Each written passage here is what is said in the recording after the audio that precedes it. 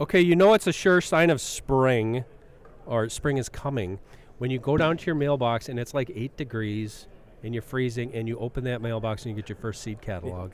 And I did that. It's Jung's. I'm going to give them a shout out because my mom used to get that catalog, and we ordered all of her garden vegetable seeds, and we actually ordered chickens through there too. Awesome. Back in the day, that's how we did it.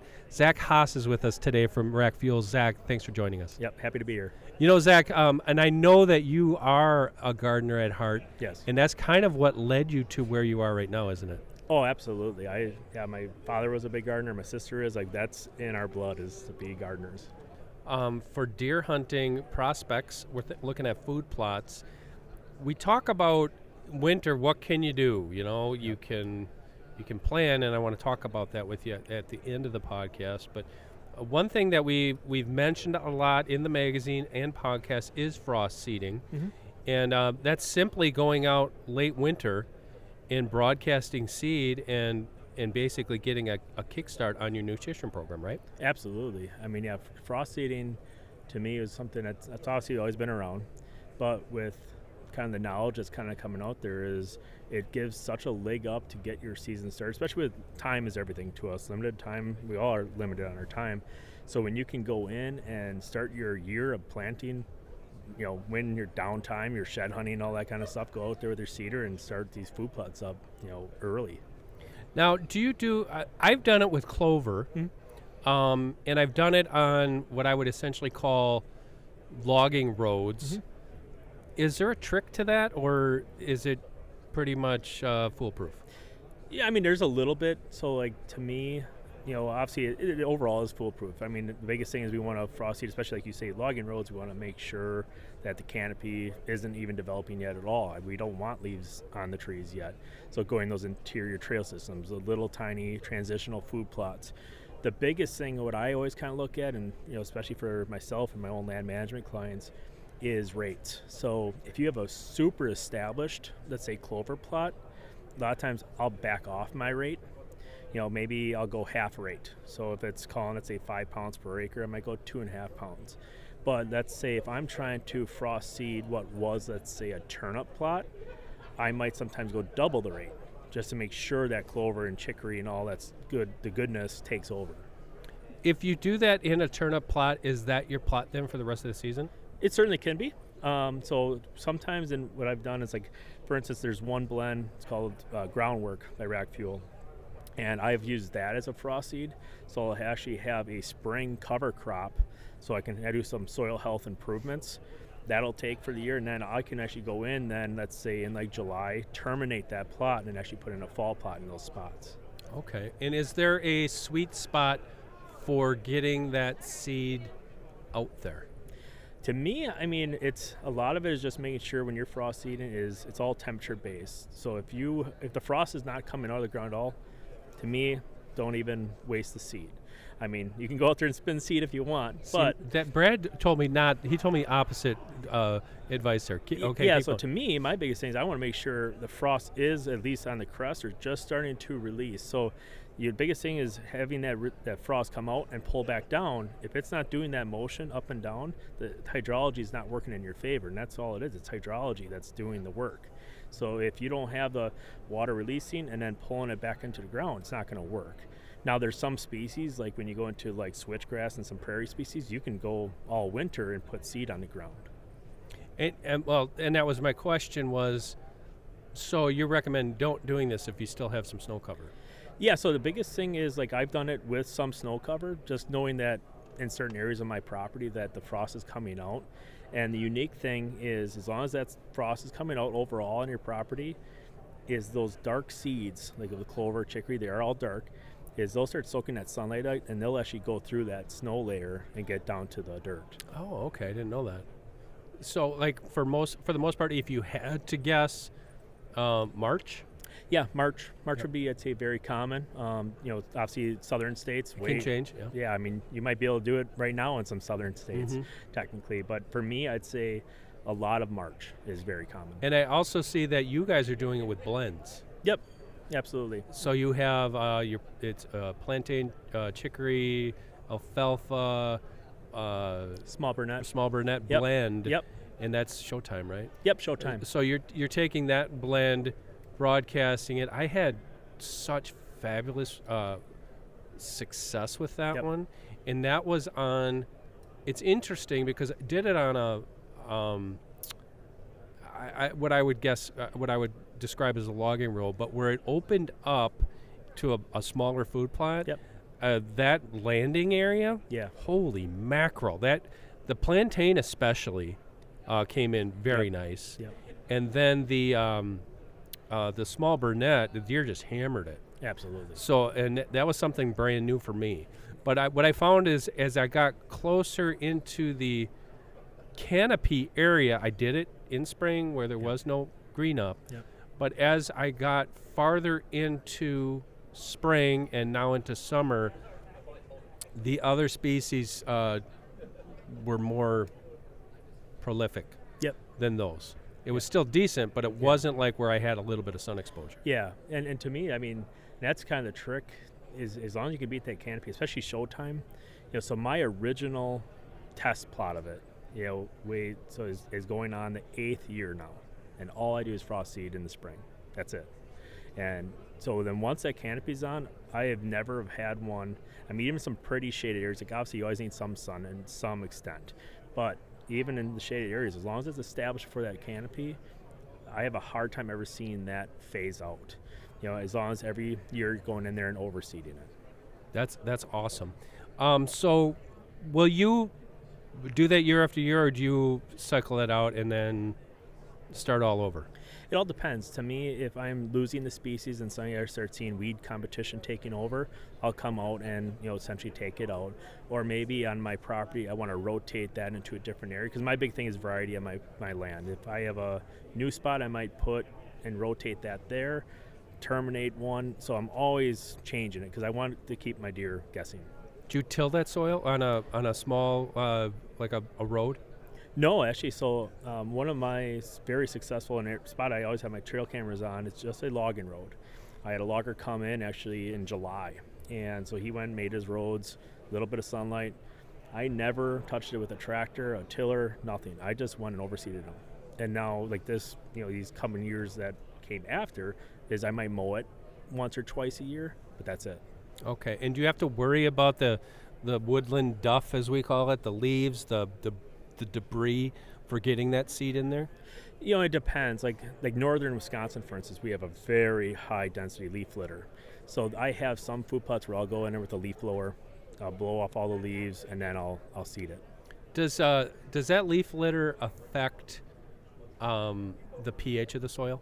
It certainly can, especially with oak trees. Yeah. You get your tannins, your tannic acid, so it can. I never thought of that. Adversely affect your pH. I mean, I just thought of it now. Yeah. Because I knew that certain species do have more acidity to the leaves. Especially in oak leaf. Yep. Really? Yep. Did not know that. Yeah. And that will be the case with your conifers too, right? Yep. Yeah. Any kind of conifer. I mean, to me, even when I go at my land plans, if you have a food plot and you have conifers that are tight to that plot, push them off 15 feet at minimum to make sure you don't have all those. Does that leach into the soil?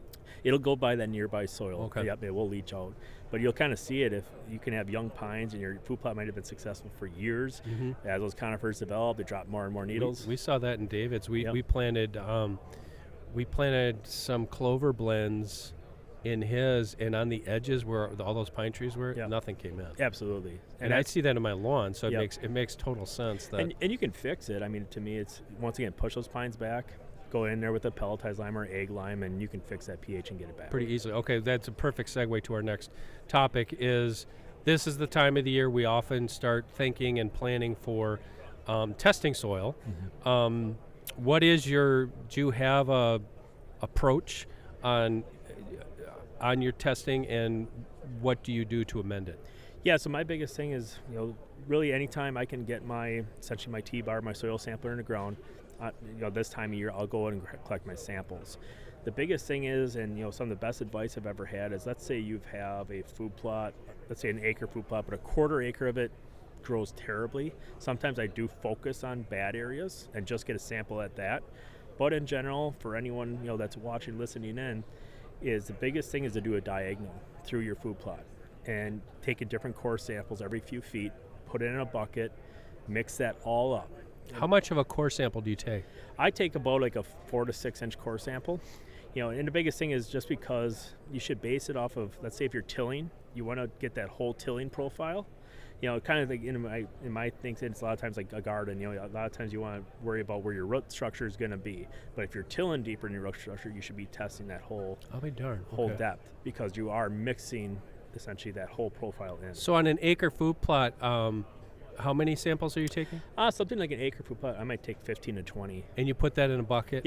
Yep, and I'll mix it all together. Mix it all together and kind of sift out the stones and all that kind of stuff. Correct. If there's big stones, you can just pick out by your hand, or if there's like some leaf litter or there's some pine needles, like more of that stuff you can get out that might adversely affect the sample, I try to take out. Okay, I'm learning as you're telling me this. So I actually took a kitchen colander. Sure. And was like the little prospector. Yep. Is that okay to do that? Oh, 100%. Okay. Yeah. Because I was just trying to get pure soil. Yeah, and then that's what the lab's going to do as well. Like you said, do that when I even test like pond and lake sediments and all that, where we'd have to take it out and you have to sift it. And a lot of that is more for the testing aspect of it. But there's nothing wrong, even just let's say if all you have is a shovel and you want to get some samples, it doesn't have to be perfect when you bring it out to that lab, because they're going to bake that down, take all the moisture out, and it's going to naturally crush at their lab. That's interesting, but you're taking much more samples than I've been taking. I took like 3. Yeah. And I put it in a 5-gallon pail, but I only had about that much soil. Yep. Sifted it out, and I did get my results for the past 4 years. Those pH levels have been improving, Great. So I think I know what I'm doing, or I'm actually doing better than I had been doing. Yep. But the more the merrier, I guess, if you want to get a broader picture of what you're working with. Yeah, because if you're only taking a few samples, in a way, especially as a biologist, you're being in a way biased on the sample. So you want to take as many and just create a pattern. Because I've seen it where people will be like, well, I just want to test this area because it's quick, or this ground was easier to sample. You want to make sure it's a uniform sample, and that's any case study or any sampling you ever should do is a non-bias, because then you'll get a true test. So in spring, pretty much have to wait for that frost to get it out of the ground? Yeah, I would, just so you can get that core sample into the ground. And a lot of these labs are able to turn it quickly. They turn it around fast. Oh, super fast. And and I'm the kind of guy that's just kind of been, I delayed, and I don't really need to do it. I'm just going to plant this anyways. And the best example I can give anybody, it's no different than growing stuff in your garden. 100%. If you've ever grown a vegetable, you know that you get what you put in. Like Correct. You could 100%. go buy those plants, put them in the ground, and they don't produce. And 100%. And then I know you're a gardener at heart, and so am I. And really, that's food plotting. It's gardening to the extreme. It is. It really is. And if you love gardening, just apply, honestly, the same principles to your food plots. And think about how much you have to produce. The other thing is, I subscribe to that theory completely. The other thing is,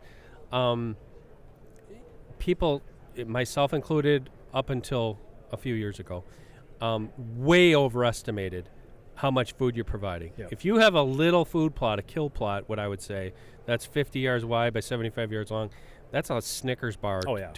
Those deer are going to have that so eaten off by Correct. the time you get to hunt it. Yeah, and I forgot what the data is. I think it's 6 to 8 pounds of forage a day. 6, yeah. Yeah. Yeah. And Well, it's actually 6 to 8. yeah, You're right. Yeah, so when you see that tonnage on a table, right, it's insane.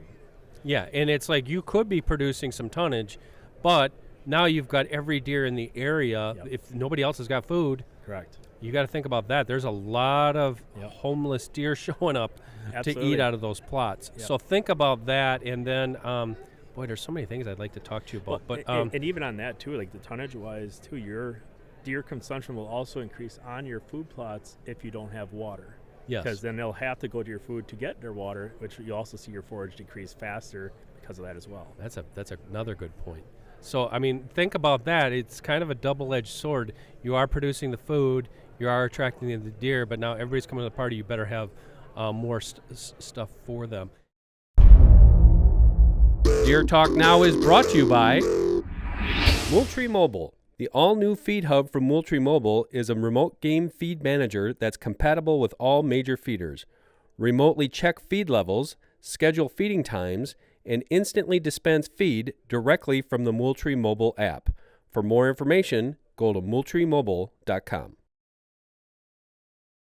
How important, and I know your answer to this, I did my plot test 2 years ago. It's fine. The stuff grew last year. Yeah. What is the problems that you run into when you start thinking like that? If you were thinking like that, you're always mining nutrients. You're always pulling out of the ground. It's not like you're growing and just all goes back to the mother nature. It doesn't. So if you think that way, you might have a great food plot year one. And I used to think that way too. Like my very first food plot years ago, I was like, this is great. Then do a soil sample. Year two, I started seeing stress indicators and plant's not as big, and it kept going worse and worse. So once you start realizing that you are always pulling from the ground and you have to put it back in, then you'll start seeing a better yield year after year, and your plants won't be as stressed either. Do you still subscribe to the theory of pelletized lime? Yeah, I mean, pelletized lime is definitely a good quick amendment.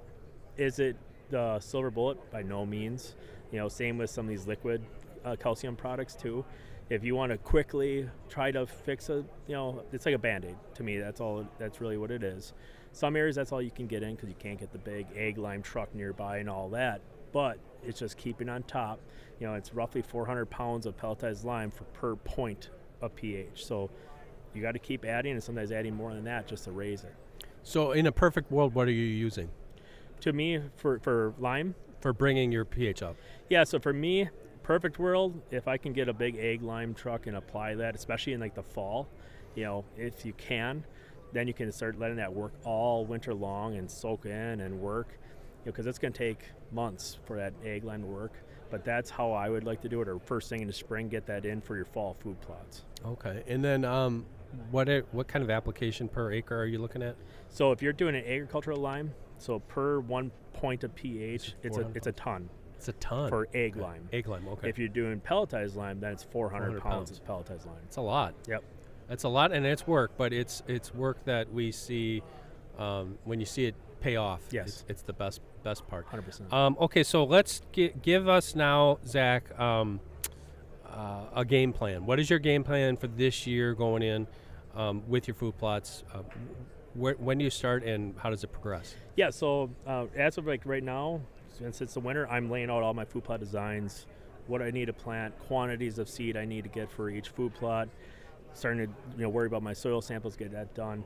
But then from there, I'll transition. I'll start planting my spring crop, and that's typically when we get, after frost season's done and our soil temperature reaches 65 degrees Fahrenheit, then I'm going to start getting my spring crops in, whether it be a cover crop mix, just to start building, especially in sand soil, or if I'm planting my soybeans, my corn, things that way, getting my spring crops in, some of my perennials. But then as the year goes on, I'm adding fertilizer, I'm amending my soils, and then I'll transition slowly into my fall food plots. And it comes together pretty nice for you, I know. Yeah, I mean, it's an addiction. It's an addiction, and you should see his pictures, and his success is pretty amazing. But when that does happen, but like I said, for me and just my small applications, it was the best year I ever had. So that is a neat thing. One thing I wanted to ask you, this was an aside. What is your suggestion on, do you rotate plots if you have good turnip crops? I have. So it's one of the biggest things. Can you keep going to that well or no? You can keep planting brassica species, but you just got to be very, and this is the same with gardening, is you got to be cautious, because when you are repeat, and if you don't have good plant health, it does invite pests and disease in. So from that point, like for brassica species, if you get a cabbage rootworm in your soil, it's there. You're not getting rid of it. So Ever? No, it takes years Really? to get rid of a cabbage rootworm. So to me, keeping that rotation in is so important. I even think of like a zucchini patch and all that. Yep. As soon as you start getting these diseases, they're there. You got to let that soil get healthy again. Or there's even, the pairing plants and all that, but that's more gardening.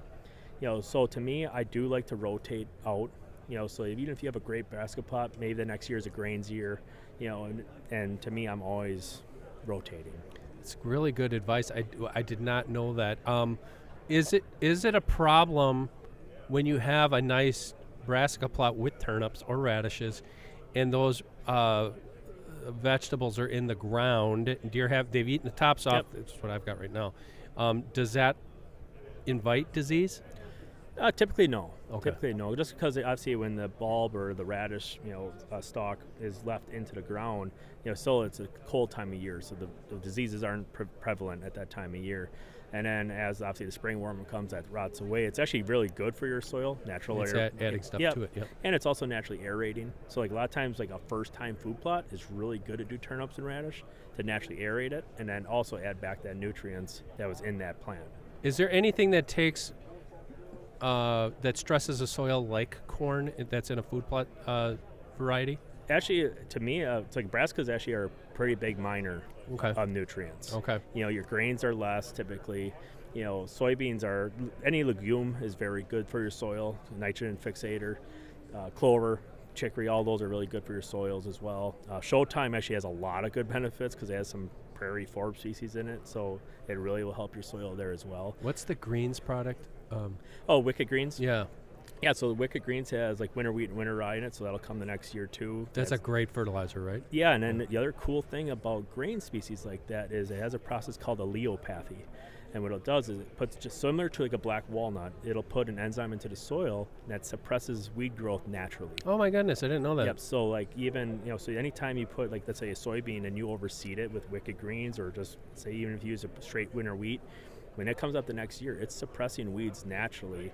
So that way you can just terminate that and not really, and you can kind of get away from the glyphosate use if you wanted to go that route. Very cool.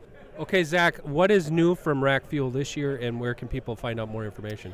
Yeah, so first and foremost, to get more information, rackfuel.com, but we are working on some really cool different food plot blends that are actually been tested for a few years that should be coming out here pretty soon. And then also it's just, the whole line of products is constantly getting tweaked, the minerals, the feeds, the attractants, all that. The seed especially, I like it, and I don't want to belabor this point, but as a gardener, you have to have quality seed. Yeah. Just check this out. They come in bottles. You can try it, and that stuff I've grown, it is among the best I've ever used. Yep, and I will say one thing to kind of keep a watch out for that I'm working on right now is we had a really bad drought year. Yep. I'm working on a blend right now that can mature potentially in a month. So Wow. Stay tuned. To me, it's going to be kind of a I have to be a tester of this. Yep, it's a saving product that to me is, I got frustrated last year, so that's when my scientist, biologist mind goes to work.